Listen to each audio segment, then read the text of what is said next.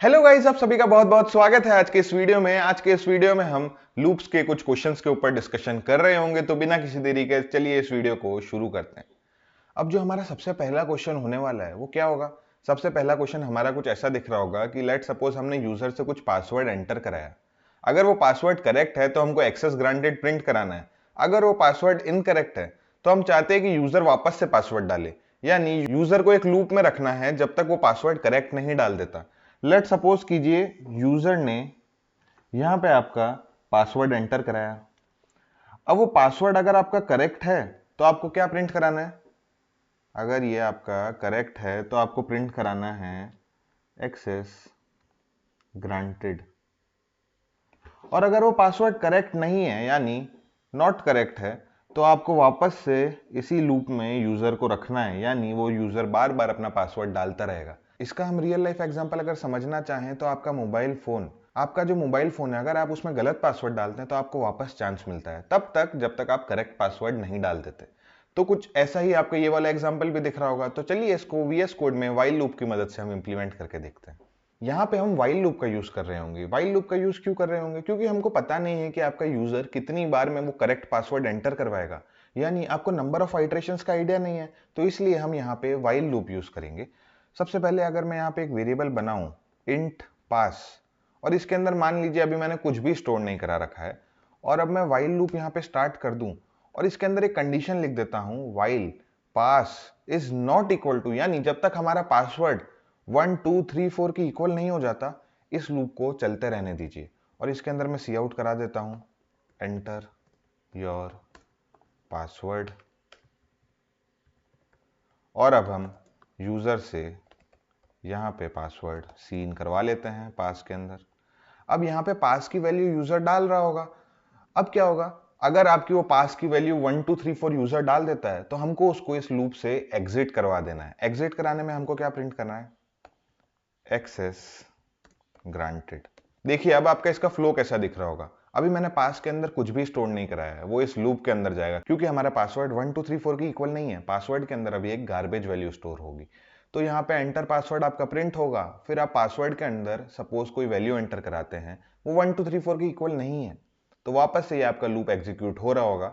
और अगर वो आपकी वैल्यू 1 2 3 4 की इक्वल हो जाती है तो इस लूप से एग्जिट करके यहाँ पे सी आउट का जो हमने एक्सेस ग्रांटेड लिखा है ये प्रिंट हो रहा होगा। हम अब इसको टर्मिनल से एक बार रन करके देखते हैं। और यहाँ पे अगर मैं इसको जूम कर दूं थोड़ा तो कुछ ऐसा आपका एंटर योर पासवर्ड आ रहा है। सपोज कीजिए मैंने 0000 डाल दिया है, तो अब ये वापस से मेरे से पूछ रहा है कि भाई पासवर्ड सही डालो, तुमने सही नहीं डाला है। अब मैं 1212 डाल दूं तो वापस से ये पूछ रहा है। हमारा एक्चुअल में करेक्ट पासवर्ड है 1234, तो यहाँ पे मैं 1234 अगर डाल दूं तो यहाँ पे आपका एक्सेस ग्रांट हो जाता है और यहाँ पे प्रिंट हो जाता है एक्सेस ग्रांटेड। ये काफी एक फन गेम है, काफी एक अच्छी लर्निंग एक्टिविटी है। एक बार अब हम इसके कोड को ड्राई रन करके देखते हैं। सबसे पहले इस लाइन पे आएगा आपका कंपाइलर और यहाँ पे चेक करेगा कि ये पासवर्ड है और इस पासवर्ड के अंदर क्या स्टोर्ड है। अभी इस पासवर्ड के अंदर कुछ भी नहीं स्टोर्ड है, एक गार्बेज वैल्यू है। सपोज कीजिए 5 1 2 3 4 कुछ भी वैल्यू होगी, लेकिन 1 2 3 4 नहीं होगी।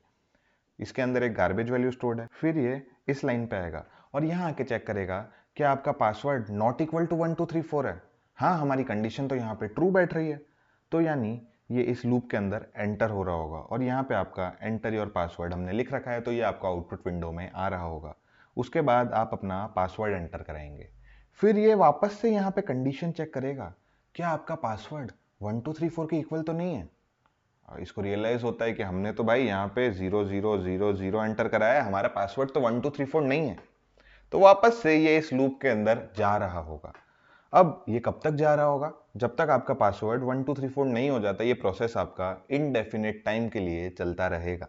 और जैसे ही आपका पासवर्ड 1 2 3 4 के इक्वल हो जाएगा ये इस लूप से एग्जिट कर देगा और ये यहाँ पे एक्सेस ग्रांटेड आपका प्रिंट कर रहा होगा। तो इस हिसाब से आपका ये पूरा कोड बेसिकली एग्जीक्यूट हो रहा होगा। तो अब चलते हैं दूसरे क्वेश्चन की तरफ। इस क्वेश्चन में हम डू वाइल लूप का यूज कर रहे होंगे। एक एटीएम का एग्जांपल लेते हैं। आप उसमें अपनी पिन एंटर कराते हैं।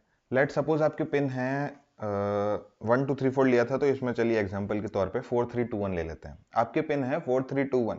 आपका यूजर पिन एंटर करता है, वो पिन डू वाइल लूप के अंदर जाके चेक हो रही होगी और अगर वो पिन सही है तो आपका यूजर उस लूप से एग्जिट कर रहा होगा, और अगर वो पिन गलत है तो वापस से उस लूप के अंदर जा रहा होगा। बस डू वाइल लूप में फर्क क्या होता है, आपका कोड एक बार तो एग्जीक्यूट होता ही है इररिस्पेक्टिव आपकी कंडीशन ट्रू है या फॉल्स है। यानी पहली बार आपका कोड बिना कुछ कंडीशन चेक करे एग्जीक्यूट होगा एक आइट्रेशन के लिए, उसके बाद वो चेक करेगा कि क्या ये कंडीशन हमारी ट्रू है। अगर वो कंडीशन ट्रू है तो वापस से वो एग्जीक्यूट कर रहा होगा, और अगर वो कंडीशन फॉल्स हो जाती है तो वहां पे आपका वो लूप ब्रेक हो रहा होगा। तो चलिए इस क्वेश्चन को ट्राई करते हैं VS कोड के अंदर। कुछ सिमिलर सा ही ये क्वेश्चन है। यहाँ पे मैं बस इस वेरिएबल का नाम चेंज करके पिन रख देता हूँ और यहाँ पे डू लिख देता हूँ। इसके अंदर फिर हम यहाँ पे जाके सी आउट कराते हैं, एंटर योर पिन, फिर एंड लाइन कैरेक्टर दे देते हैं। अब क्या करना है, अब इसके बाद आपको पिन की वैल्यू एंटर करवानी है और नीचे जाके चेक करना है वाइल आपका जो पिन है नॉट इक्वल टू 4321, यानी हमारी पिन कुछ भी हो सकती है, 4321 नहीं होनी चाहिए। अगर वो 4321 है तो इस लूप से ब्रेक कर दो। तो कुछ ऐसा आपका कोड दिख रहा होगा, मुझे उम्मीद है आपको समझ आ रहा होगा। अगर आपकी पिन 4321 हो जाती है तो आपका ये लूप ब्रेक हो रहा होगा। कुछ ऐसा आपका कोड होगा। चलिए इसको एग्जीक्यूट करके देखते हैं। और एंटर योर पिन मांग रहा है, मैं सपोज 1 2 3 4 एंटर करवाता हूं तो वापस से मेरे से पूछ रहा है, 2 3 4 5 एंटर कराता हूं वापस से पूछ रहा है। तो चलिए 4 3 2 1 एंटर कराते हैं, ये इस लूप से ब्रेक हो जाता है। काफी सिमिलर सा एग्जांपल है, या फिर आप कह सकते हैं सेम ही एग्जांपल है, बस हमने उसको दूसरे तरीके के लूप से करने की कोशिश करी है। तो मुझे उम्मीद है आपको ये समझ आया होगा। अब बढ़ते हैं हमारे थर्ड क्वेश्चन की तरफ। अब हमारा थर्ड क्वेश्चन क्या कहता है, मैं कहता हूं हम यहाँ पे एक वेरिएबल बनाते हैं आई, और आई के अंदर ना यूजर कोई भी वैल्यू एंटर करवा सकता है। वो 2 भी एंटर करा सकता है, 3 भी करा सकता है, 4 भी करा सकता है, 5 भी, जो भी उसका मन है वो वैल्यू एंटर करा सकता है। और आपको उसकी टेबल प्रिंट करनी होगी। यानी अगर वो 2 एंटर कराता है तो आपकी कुछ टेबल ऐसे प्रिंट हो रही होगी, 2 4 6 8 10, ऐसे चलता रहेगा ये। 14 16 18 20, 2 की टेबल आपको प्रिंट करनी होगी। वैसे ही सपोज अगर 10 एंटर कराता है तो 10 20 30 40, यूजर के ऊपर है, वो कोई भी वैल्यू एंटर कराए आपको उसके आउटपुट में उसकी टेबल शो करनी पड़ेगी। ये कैसे कर रहे होंगे हम, ये कर रहे होंगे हम फॉर लूप की मदद से। आइए चलिए देखते हैं कैसे। इस क्वेश्चन को शुरू करने से पहले मैं आपको एक इंपॉर्टेंट चीज बोलना चाहूंगा। अगर आपको लगता है कि आप ये क्वेश्चन खुद से सॉल्व नहीं कर पा रहे हैं, या फिर हमारे दिमाग में वो अप्रोच नहीं आ रही है कि इन क्वेश्चंस को कैसे सॉल्व करें, तो आपके पास थोड़ी प्रैक्टिस में कमी है। और हमने इस सीरीज में अभी तक क्वेश्चंस प्रैक्टिस पे ज्यादा ध्यान नहीं दिया है, हम बस बेसिक्स ऑफ C++ कवर करवा रहे हैं। लेकिन आने वाले वीडियोस में हम बहुत सारे प्रैक्टिस क्वेश्चंस भी सॉल्व कर रहे होंगे, हम लीड कोड के क्वेश्चंस भी सॉल्व करेंगे। धीरे धीरे एक फ्लो के अंदर हम जाते जा रहे हैं। आपसे अभी क्वेश्चंस नहीं हो रहे होंगे, कोई बात नहीं, लेकिन धीरे धीरे आप टाइम के साथ क्वेश्चंस करना सीख रहे होंगे। तो इस क्वेश्चन को हम शुरू करते हैं। यहाँ पे मैं एक वेरिएबल बनाता हूँ int i, और अब i के अंदर मेरे को वैल्यू यूजर से एंटर करवानी है। और अब आपका फॉर लूप कैसा दिख रहा होगा, अगर मेरे को यहाँ पे टेबल प्रिंट करानी है तो मैं लिख देता हूँ फॉर। अब इसके बाद क्या करूंगा, int i equal to 1, i is less than equal to 10 और i प्लस प्लस। ये मैंने यहाँ पे क्यों लिखा है अभी हम धीरे धीरे समझ रहे होंगे। यहाँ पे मैं सी आउट करा देता हूँ i इंटू आई। अब देखिए यहाँ पे ना कॉन्फ्लिक्टिंग चीज हो गई है। यहाँ पे मैंने बाहर भी i डिफाइन कर दिया है, अंदर भी i डिफाइन कर दिया है। अब आपका जो कंपाइलर है वो समझ नहीं पाएगा ये i क्या है, तो मेरे को यहाँ पे जरा थोड़ा वेरिएबल चेंज करके in लिख देता हूँ। यहाँ पे मैंने in लिख दिया है, और अब मैं in इंटू आई अगर कराऊं तो आपका कंपाइलर समझ पाएगा। अब आप बोलेंगे भैया यहाँ पे in इंटू आई क्यों करवाया है। मान लीजिए यूजर ने यहाँ पे एंटर करा 2, तो सबसे पहले क्या होगा, आपके i की वैल्यू अभी 1 है, तो in मल्टीप्लाई होगा आपके 1 से, और आपका क्या प्रिंट हो रहा होगा, और आपका प्रिंट हो रहा होगा 2।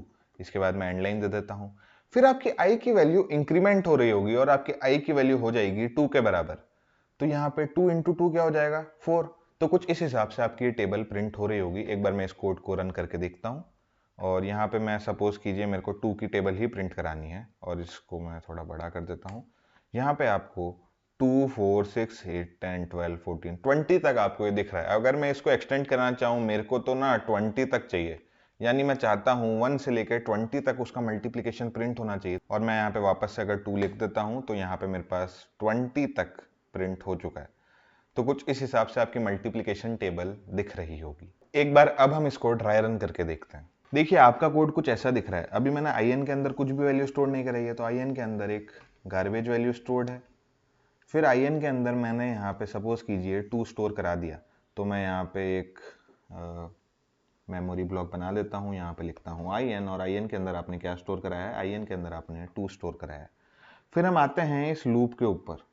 यहाँ लूप में आपने क्या लिख रखा है, i की वैल्यू अभी 1 है, यानी यहाँ पे मैं अगर लिख दूं तो आपकी i की वैल्यू अभी क्या है, आपकी i की वैल्यू 1 है। इसके बाद क्या करना है आपको, इसके बाद आपको यहाँ पे कंडीशन चेक करनी है, क्या आपका i 20 से कम है या 20 के बराबर है। हमारा i तो 20 से कम है, तो चलिए इस लूप के अंदर चलते हैं। यहाँ पे क्या हो रहा होगा, यहाँ पे आपका जो i है वो मल्टीप्लाई हो रहा होगा in से, यानी i की वैल्यू तो आपकी हो गई 1 और in की वैल्यू आपकी हो गई 2, इसका मल्टीप्लिकेशन ऐसा कुछ दिख रहा होगा। यहाँ पे तो ये मल्टीप्लिकेशन पूरा हो गया। फिर एक आपके एंड लाइन कैरेक्टर दे रखा है, तो आपको यहाँ पे आ रहा होगा, यानी जो भी आपका नेक्स्ट आउटपुट है वो अगली लाइन में प्रिंट हो रहा होगा। इसके बाद क्या हो रहा होगा, इसके बाद आपकी ये इस इंक्रीमेंट वाली कंडीशन पे जाएगा और आपकी i की वैल्यू को इंक्रीमेंट करके कर देगा 2 के बराबर, यानी पहले 1 थी अब वो 2 हो चुकी है। अब क्या होगा, अब वो वापस से यहाँ पे जाएगा, इस कंडीशन के अंदर चेक करेगा क्या हमारे i की वैल्यू 20 से कम है या उसके बराबर है। हमको पता चलता है कि हमारे i की वैल्यू तो 20 से कम है, तो वापस से इस लूप के अंदर एंटर हो रहा होगा। और इसके बाद क्या होगा, इसके बाद यहाँ पे i की वैल्यू तो 2 हो जाती है और in की वैल्यू तो हमारी सेम है ही, तो आपका 4 प्रिंट हो रहा होगा। और फिर से यहाँ पे इंक्रीमेंट हो जाएगा आपका i और यहाँ पे आपके i के अंदर स्टोर हो जाएगा 3। तो कुछ इस हिसाब से आपका ये लूप काम कर रहा होगा। मुझे उम्मीद है आपको ये वीडियो अच्छा लगा होगा। मिलते हैं आप सभी से अगली वीडियो में, तब तक के लिए थैंक यू फॉर वॉचिंग।